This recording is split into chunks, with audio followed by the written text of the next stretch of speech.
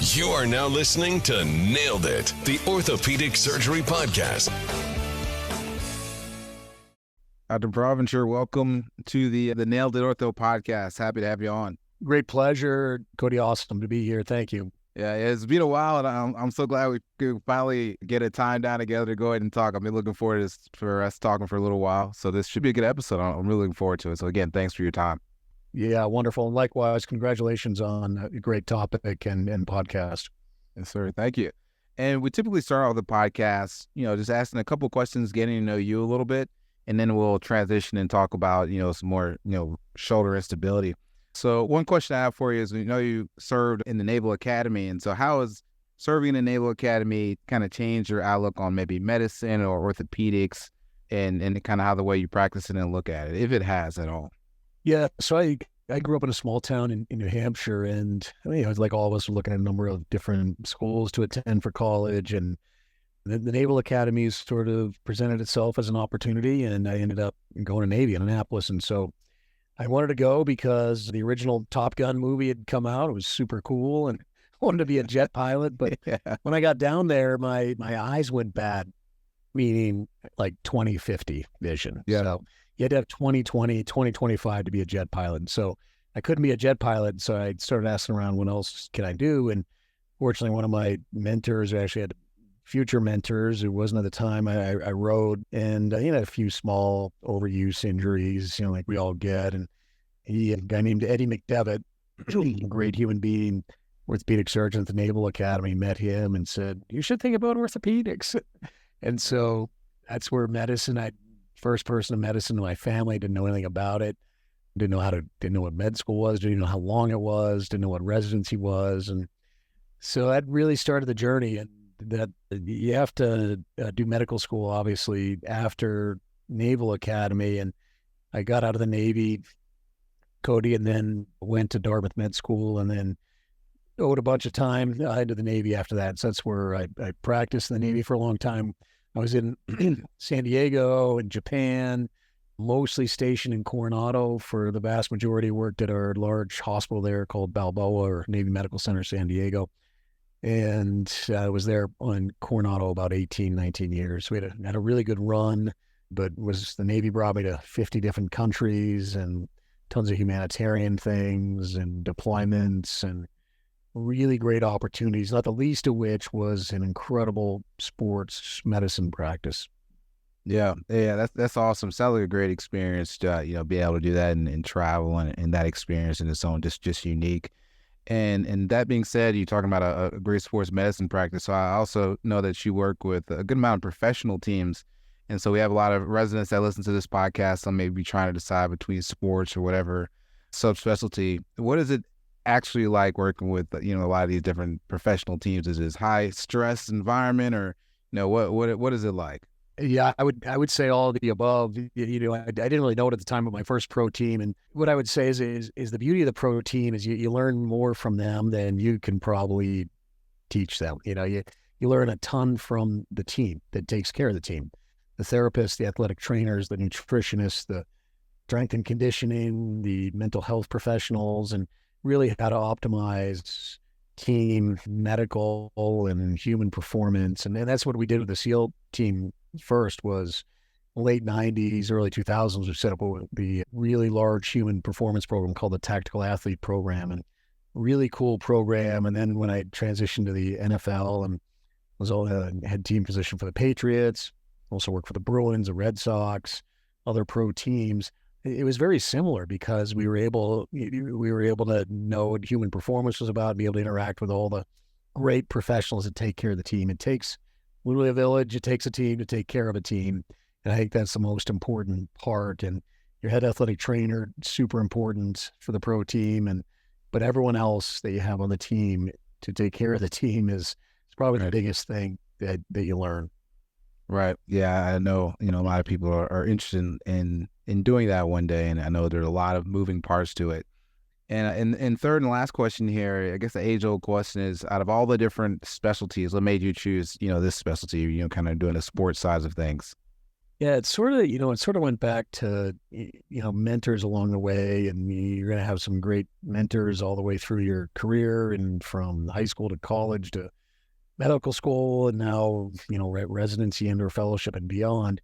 Those mentors, I think, are really important. It showed me the opportunities within sports medicine. I was actually looking at spine surgery. It was one of my great mentors at Dartmouth was Jim Weinstein, and he's a great guy and was the editor-in-chief of Spine Journal and a great, incredible legend in spine surgery himself. And he was doing some great stuff in epidemiologic studies and outcome studies and really pushing the outcomes movement in the early 90s at Dartmouth in spine surgery. And so I was enamored with that. I thought I was going to be a spine surgeon at first, but it really just, the sports medicine just drew me back again and again, just because of the combination of arthroscopy and technology and just the injuries we dealt with.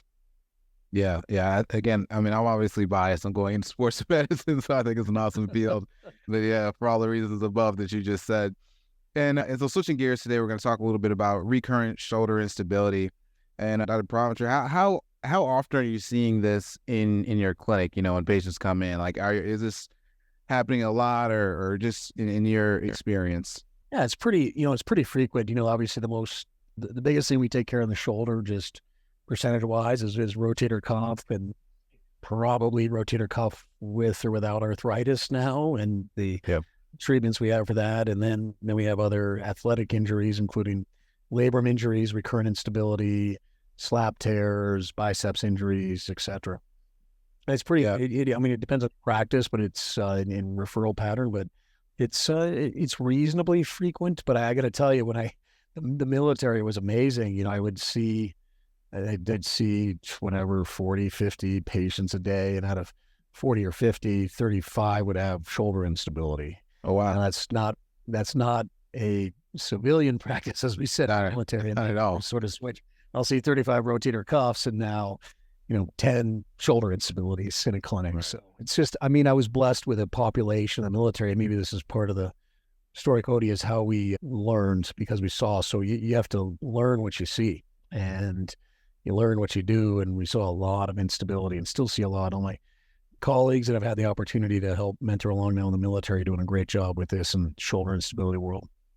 Yeah, and for the patients that are having recurrent instability, are a lot of them after being treated with trial of non-operative, or after being treated operatively that you see it? Both.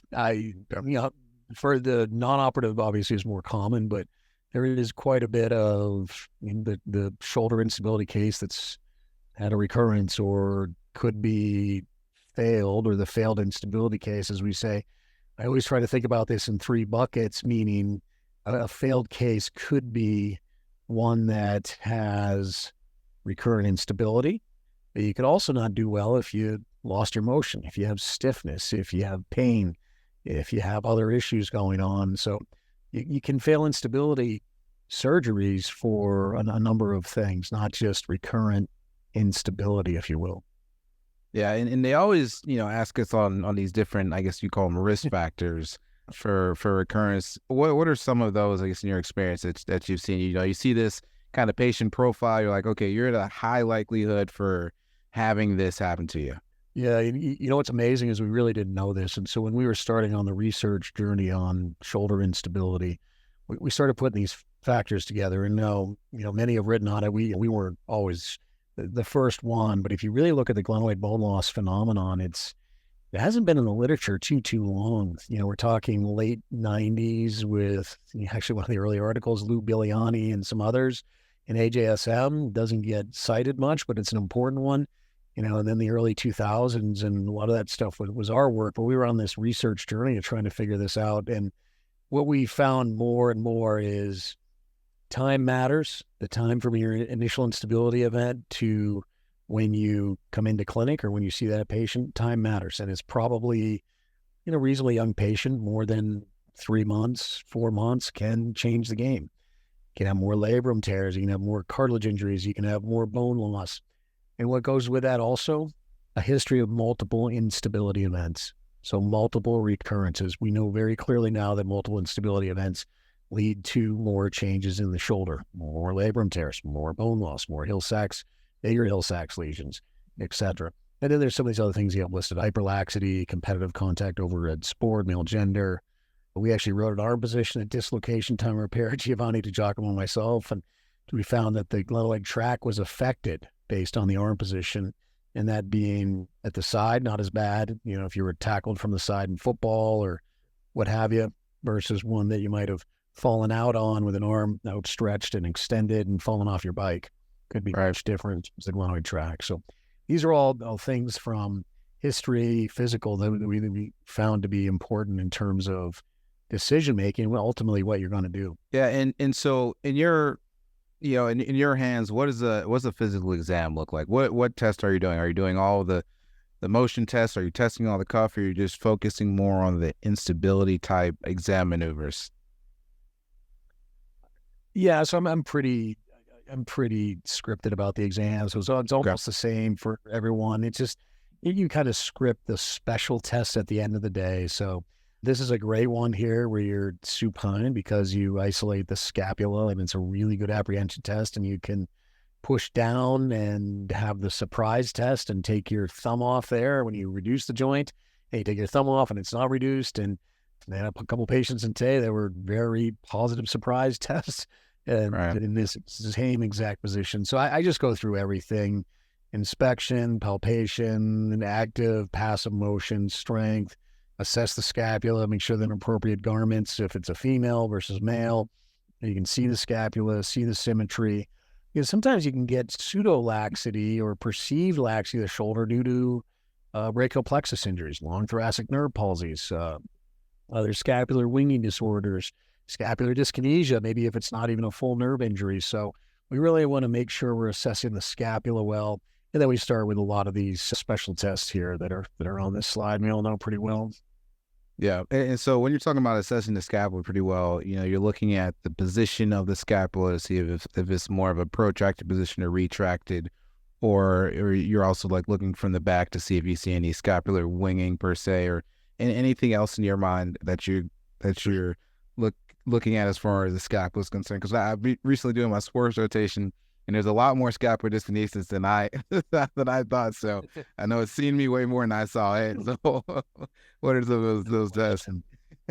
Yeah, I've got clinics full of it when you really start looking and understanding. And, you go back to Ben Kibler's work, who's been amazing and teaching me a lot of this stuff. And really, it's the inspection and looking very closely. What I try to do is focus on the medial edge of the scapula and the tip. And a lot of times you'll see, as they move their arms actively through just a straight flexion or a flexion with a little bit of abduction, or straight abduction, or abducted external rotation. I'm trying to do this all actively. You'll see some pretty stark differences between scapular behavior side to side between the symptomatic, asymptomatic shoulder. Now, some of that could just be, sick scapula syndrome, where the muscles have shut down because they've had chronic instability for now more than 4 to 6 months, and the rhomboids, the serratus, the low trapezius are not firing in phase as well. And, these are things that you can help. And certainly if we're thinking about posterior instability, this is where I'm really trying to fine tune their scapula, because it's so important. I mean, it's always important in anterior instability, but it's just a little harder on anterior instability from pure scapular work. Whereas posterior instability, if you tune up the scapula, you can treat a labrum tear posteriorly non-operatively. Right. Okay. And so say, for example, we have our patient, they come in, they've had this history of multiple dislocation events, tried non-operative treatment. You do your physical exam. We're not going to belabor that for those listening. We have a prior episode going over anterior shoulder instability if you want a deeper dive into physical exams. But say they have a positive, load and shift test. What imaging are you getting in your, you start off with x-rays, or do you go to the CT scan, or what imaging do you get, and what are you looking for? Yeah, I'm pretty traditional. So we get standard x-rays, true AP, and an axillary. You can also get a West Point axillary. So I generally try to get both of those. And you can see it, you put it out really nicely here. It just pops that glenoid, and you can see that subtle anterior rim fracture, where you can see attritional bone loss. You see the cortex posteriorly there very nicely, but anteriorly you've lost that cortical rim anteriorly. And with or without that bone fragment, you got to be able to pick that up. Now, they generally go to MRI. The problem with MRI, the problem with CT, is it all depends on how it protocoled. In the axial MRI and the axial CT, we published on this, underestimates the amount of bone loss. And you really have to look at the three-dimensional or have a properly protocoled sagittal oblique, meaning you have to reorient the cuts so they're taken perpendicular to the long axis of the glenoid. There you go. Yeah, so that belongs that from A1 to B1 there. You want to make sure you're taking your cuts perpendicular to the long axis of the glenoid.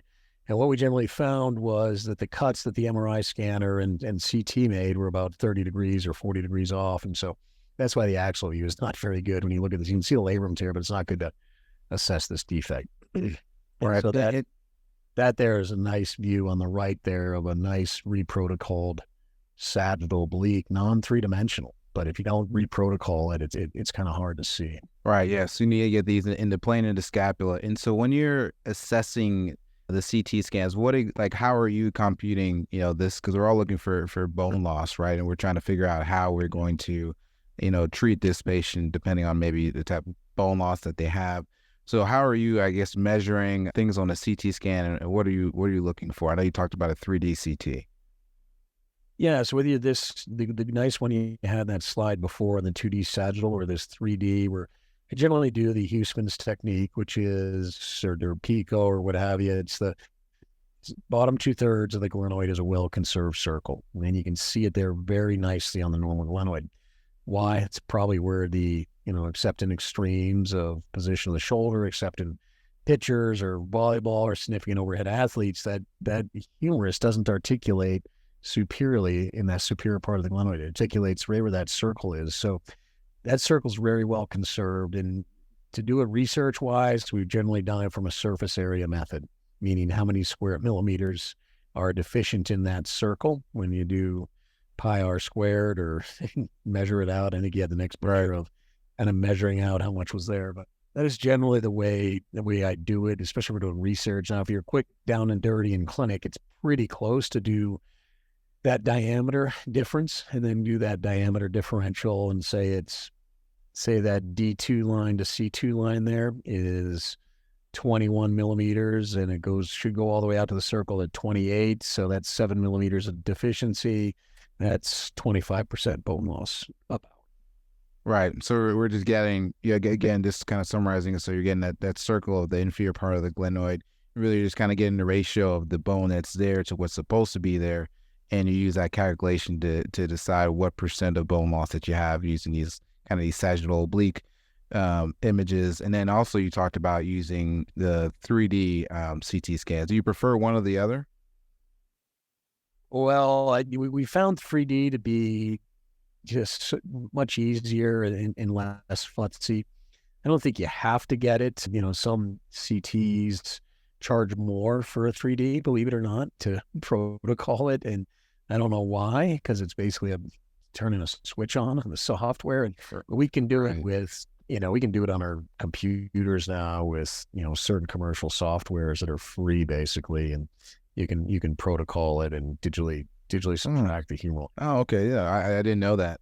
And so there are a couple different studies out that are showing, I guess, what the critical amount of bone loss is. So can you kind of touch base on that and how much bone loss do we need before okay, we need to do some type of augmentation or do something else, like this kind of critical bone loss level? Yeah, no, this is probably a podcast in and of itself and massive podium debates, which we love. So we used to think it was in 15, 20, 25, 30% range. And, Pat Grice and Itoi and Yamamoto, and, they all showed us these numbers. We actually looked at it and found 25% in an article back in 2004, almost 20 years ago, that was a quote unquote critical amount. But that number keeps changing. Itoi and Yamamoto came out with a glenoid track and presented in the late 2000s at the Academy. And I actually was in person at the presentation when he unveiled it. I said, this is brilliant. Now, if you actually talk to Itoi and Yamamoto about it, they actually got rejected for this from a number of journals. Really? Because, it was very interesting and finally got it published, obviously. And sometimes when you're so forward thinking or so far ahead, it can be hard to get through the peer-reviewed process at times. And, we've been the victim, all of us probably the victim of that in terms of trying to get cutting edge research out there. But what we're at now, I think, and if you look at JT Togish, you look at some of our work, we're right around the 10, 12, 15% range. We're starting to get nervous. They're starting to really think about, what does your athlete do? What are their goals? What's their chance of redislocation? What sport are they going back to? What's their long-term goals of the shoulder, et cetera, versus their short-term goals? So you kind of put this all together once you understand, at least glenoid loss will be in the 10, 12, 15%. You can put the glenoid track and do the measurements of that, which actually is not rocket science. You can actually do it pretty easily. There's a bunch of PowerPoints out there on that. We won't belabor on how to do it, but the reason the glenoid track is important is because the glenoid interacts with the humerus, and the Hill-Sachs basically becomes more important if you have glenoid bone loss. So the same Hill-Sachs, more glenoid bone loss means Hill-Sachs is more important. It's just easier to engage. So, as you've demonstrated here. Right. And for the people listening, can you explain the difference between an on-track and an off-track lesion? I know a lot of us sometimes get confused hearing everything off-track and on-track and engaging and not engaging. You just kind of explained what an engaging lesion is when the humeral head defect engages in the glenoid. But what is kind of this track concept? The glenoid track was devised to take into account that shoulder instability is a bipolar problem. It involves both the humerus and the glenoid. And when you have bone loss on both, it's hard to really understand how those interact. And so the glenoid track concept basically took into account the contact area between the humerus and the glenoid by doing measurements of glenoid bone loss, which we just talked about calculating, but then also the unique measurements was what was the position of the Hill-Sachs relative to the rotator cuff was initially how it was defined. And there's a few other iterations of it now, but basically it's showing how the shoulder interacts with itself, the humerus relative to the glenoid. No, that makes perfect sense, and thanks for explaining that. And so you just mentioned a little bit about, it's kind of a conversation with the patient, their activity levels, of how you're going to proceed with treatment. But in your eyes, which patients undergo non-operative treatment, and how do you choose that? And then what is that non-operative treatment? And then we can move forward and talk about operative treatment, if any, for non-op.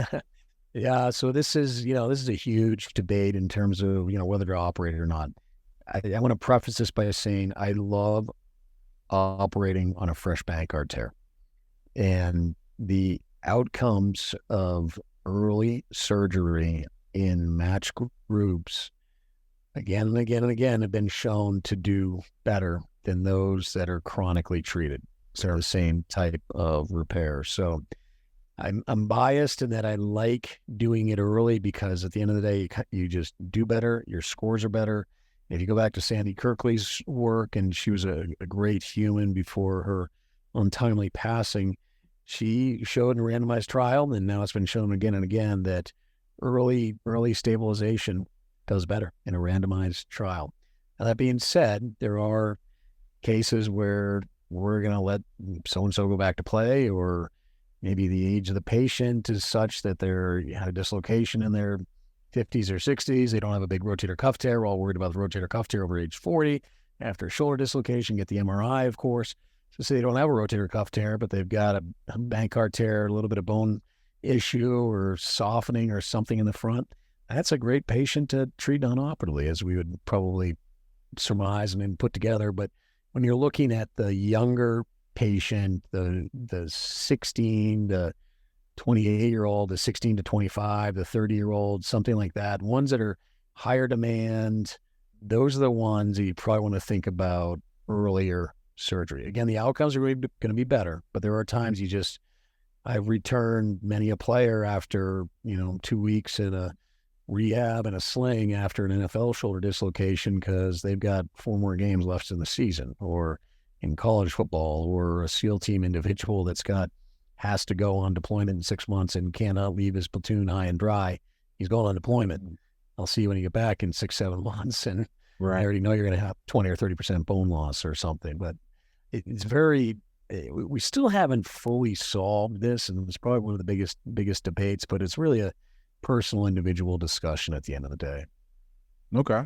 No, that makes perfect sense. Again, you got every patient their own individual, and everybody has their own different factors that you need to factor in on how you're going to manage them and how you're going to treat them. And so not many were managing given certain situations. So changing gears and going towards kind of the surgical management and how you treat this. So I figured maybe we could kind of break it down into the amount of bone loss that is occurring, and we can talk about kind of different treatment options for that. So in your eyes, like what is your typical treatment algorithm when you're talking about operating on these patients? Yeah, so someone who gets early surgery is, it's almost what you have here, a Bankart fracture or glenoid fracture, 10, 15, 20% fracture that's acute. Their shoulder was fine, they dislocated, they've got a fracture you can see on x-ray, anterior glenoid. That gets fixed early. Like that for me, to put a patient back that has a fracture, I have a hard time doing that because we know we can make it better. They've got a fracture. It's not just a Bankart tear. So when you're in this situation where you've got, say, 20% or 15% or less, keep in mind that bone loss in the shoulder adds up very fast. Next time you can pull a plastic model, pull a sawbones model of a glenoid, and that's generally a true size. It doesn't take long before you start making cuts on that thing before you get some pretty significant bone loss. So as we said, the glenoid doesn't take a joke, and every 1.5 millimeters, about on average, 1.5, 1.6, 1.7 millimeters when you're slicing it, is 5% bone loss. So 3 millimeters, 10%, 4.5 millimeters-ish, 5 millimeters, almost 15%. So it adds up really quickly. So 3, 4, 5 millimeters can be 12, 15, 18% before you know it. But in general, if their risk factors are pretty low, if their bone loss is less than 15%, soft tissue stabilization, just like you have here, posterior repair, full labrum repair, going around the back is needed in the labrum. And then I would add in a remplissage if they have Hill-Sachs or if it's amenable to that.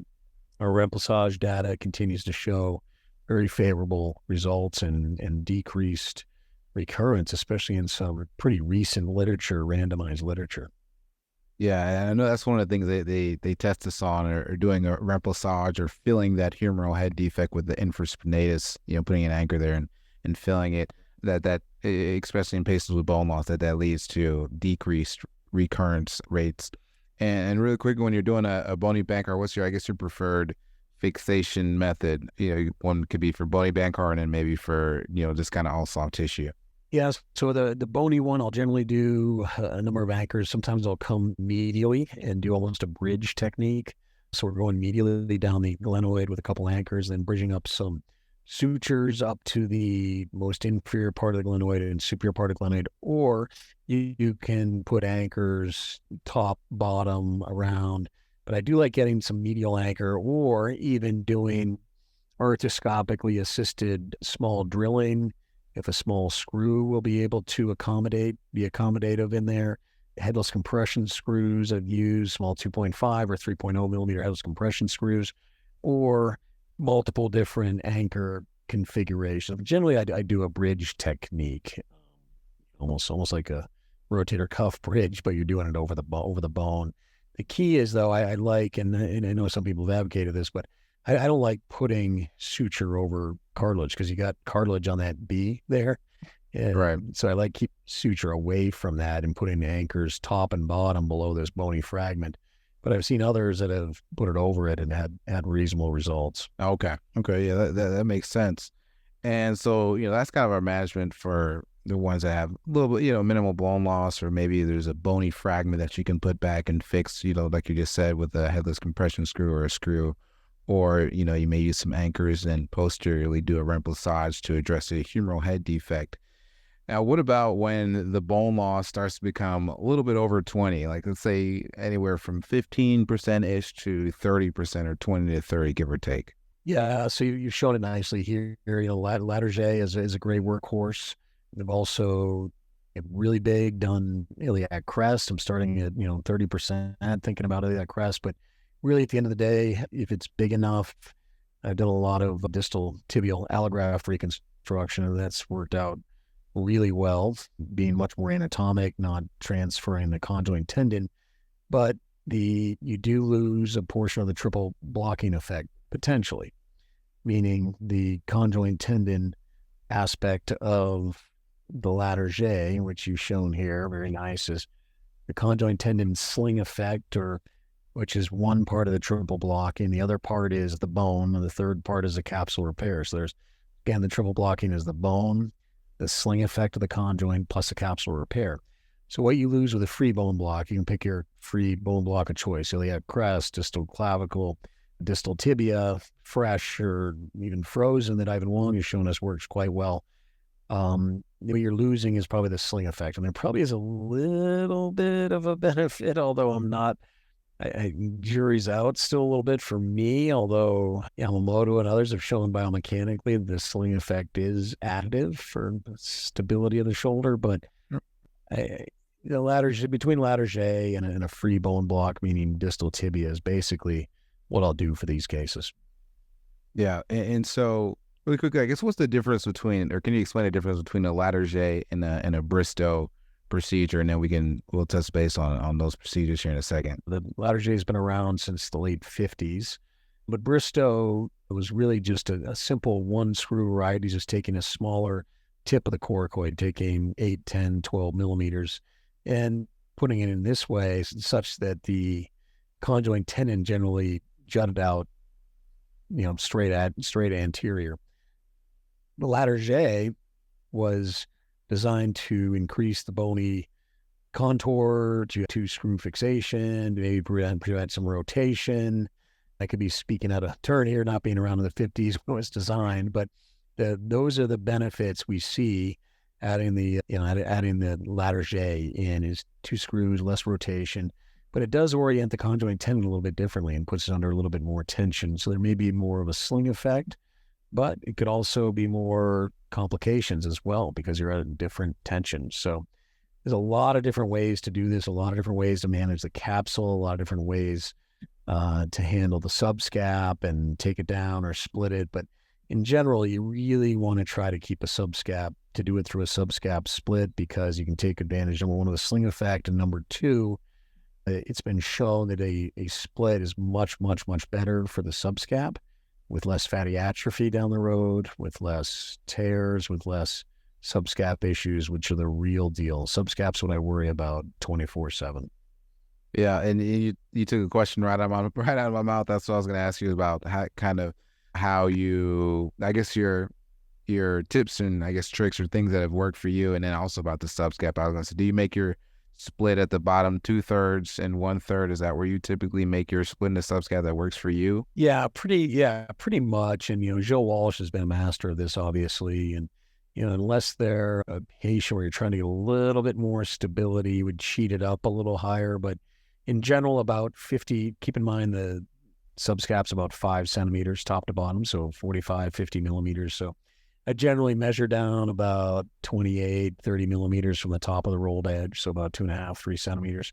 So it's about 2/3, 1/3. So 2/3 of the top, 1/3 at the bottom. And a little higher if you're a little bit of hyperlaxity, as Joe Walsh would say. Okay, so you have a little bit higher if there's some hyperlaxity.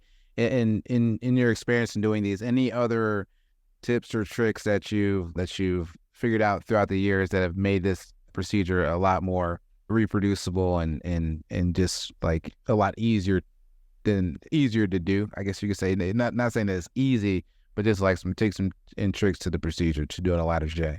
Yeah, for sure. And to quote Rich Hawkins, these are hard surgeries. So the best is to practice. The patients we tend to do these on can be very well muscled, and it can be a very deep, dark hole to do this open, hence the least interest in arthroscopic Latarjet, although I've pretty much stopped arthroscopic Latarjet. For me, I can just do it better open. It's much more reproducible. I can line the graft up better. I can get the fixation better. However, free bone block, I'm doing quite a few arthroscopic because you don't have to mess with the conjoint and so the subscap split and all that type of stuff. I didn't need to touch the subscap. So we're getting much better, and I think the technology and techniques and equipment will allow us pretty soon to do the free bone block procedure very reliably arthroscopically. Yeah. And so what's making your decision go towards saying, oh, instead of a Latarjet, this may need some type of a free bone block, like you mentioned earlier, you mentioned, iliac crest, you mentioned distal tibia. What's making you say, I think we probably need a bigger, like a bone block?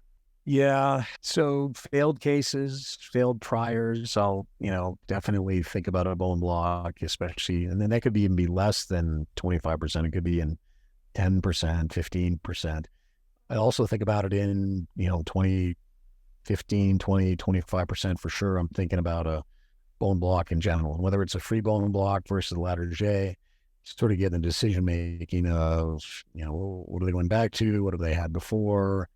These patients have had prior surgery or prior scopes, or they just lived with instability for a long time. So you just want to talk to the patient about the various, options, whether it's DTA or iliac crest or their own Latarjet. Yeah. And how do you decide between like DTA or I guess you just tell them, I guess, the benefits of, this being an autograft coming from your own body, or, how do you decide between those two? Yeah, generally, if I think about it more of a, as a cartilage problem, the distal tibia has really nice cartilage. We've mapped that out to show that it's almost matches the same thickness of the glenoid, had the same mechanical properties. It's got really nice bone density, and we've seen really good healing with it. When I've scoped either my own or others, sometimes the cartilage is distal tibia is the best cartilage in the whole shoulder joint. Really? Because patients that had multiple instability events, they've had early arthritis, post-traumatic arthropathy, etc. So it's still a little bit of a difficult decision, but I usually generally present both.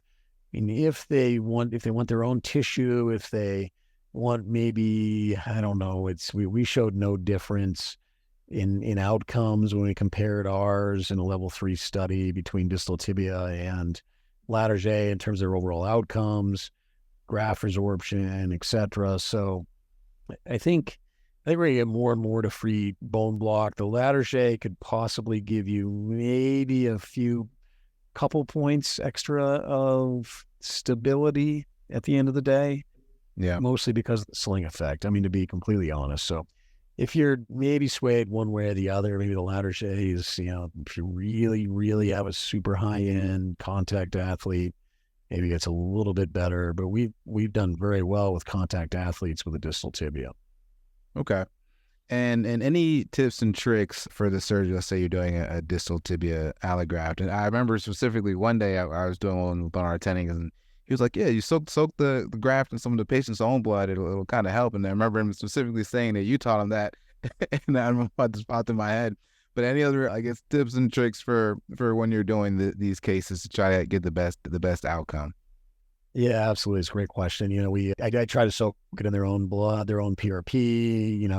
If I can't get PRP for whatever reason, I'll take it off proximal humerus and spin it down as best we can and soak the graft in it. I do like 2 screws, solid 4.0 millimeter screws, solid fixation, lag technique. I use suture washers on the screws to repair the capsule of the front of the graft on the distal tibia. And a lot of times I'll use an anchor at the bottom and top, just like we talked about doing a bone fragment to repair the labrum top and bottom. Because the labrum can be used to help hold everything in place. It's kind of a cool thing. That's super. That circumferential labrum is really tight and solid to hold things in. So I try to take advantage of that as well. And it's just good. Really good positioning. I put my fingers in there all the time, trying to feel if it fits right. Right. Yeah. No, I've seen, I think maybe 2 or 3 of these. Every time it's been an awesome case and really fun cases to do as well. And Sure. And in your revision, when you're doing kind of you're doing revision surgeries, or, you know, if they've had a previous Latarjet, or, you know, let's say a previous Latarjet. What have you, I remember hearing one of your talks, and you talking about the approach is completely different when you're doing, you know, revision versus just a, you know, a primary procedure. But I guess, what should people know about when they're doing revision surgeries? Yeah, this has been a great journey and a great learning. I always try to maximize my sleep the night before. No, I'm not kind of kidding, but no, these are, you know, especially a failed Latarjet. It's non-anatomic. It's a non-anatomic procedure. When you get a failed Latarjet that comes to clinic, I see a reasonable number of these. The scar, the axillary nerve, the musculocutaneous nerve, the conjoint tendon, the displaced bone block, the hardware issues, complications there. This is a tough case. You just have to be very, very scripted in how you approach it, meaning you got to understand the anatomy. You got to find what's safe. And then you got to go, okay, we know what's safe. Here's next safe spot, next safe spot, next safe spot. Let's find the anterior glenoid. Let's find the screws. Let's find the bone block. Let's find the conjoint. Now let's find the axillary nerve and protect that. And so there's various steps I take to make sure we're as safe as possible. But these are very hard cases. But we've shown good outcomes after failed Latarjet with the distal tibia, and it's been quite humbling, honestly. As long as, you know, everything else goes fine, there's a lot of things that can go wrong with this surgery. Right. Yeah. Very, very true. Yeah, Dr. Provencher, this has been a great talk. You know, I learned a lot, you know, talking with you about, you know, recurrent shoulder instability and what to do with these different patients that have, you know, different size bone defects, or even how to approach different patients in different situations that may be going on. Anything else you want the listeners to know about, you know, kind of recurrent shoulder instability before we wrap up here? Yeah, no, I mean, I just looking back on all this stuff it's been kind of a cool journey, and I would encourage, you know, those that are listening to think about something that you're passionate about, that you see, that you like, that you want to understand more, that you can help us and then help us in orthopedics be better. You start a project, and then, you know, the more questions you ask, the more questions you have. And that's why this one's been really, really kind of a fun research project and clinical translational journey for us. And I would encourage everyone out there to do the same. And it's a little bit of work, but it's not a ton. And you can just, if you stay focused on a few topics, it's super cool. And so that's my biggest advice. Well, awesome. Again, Dr. Provencher, I really appreciate you coming on the podcast. For those that are listening, we hope that you all enjoyed it, learned a lot. Please go and leave a review. Let us know how much you enjoy listening to this episode. And again, thank you so much for taking the time out of your day to come on our podcast and help kind of educate the audience. Thanks to you and Ortho. Really appreciate it. It's been a true honor and pleasure.